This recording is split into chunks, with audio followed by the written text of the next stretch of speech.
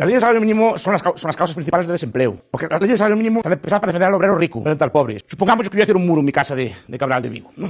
Tengo dos alternativas. Un obrero, pues de mi edad, por ejemplo, un obrero experimentado así de mi edad, pues, haría el trabajo, por ejemplo, por 100 quetzales. Dos chicos jóvenes, de estos modernos, así, melenudos, y con el pelo de colores, y todos con piercings, y ¿qué? Fumadores de porros y de marihuana, de cosas. Es decir, que...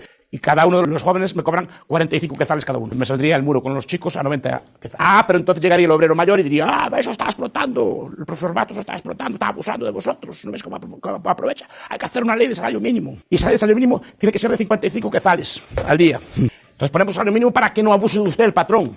A 55 quetzales. ¿Cuál es la consecuencia de esto? Me costaría 110. ¿Qué pasaría? ¿A quién contrataría yo? Al de 100. ¿A quién beneficia el de salario mínimo? El trabajador con más experiencia y con mejor capacidad de negociación, mejor capacidad de organización política.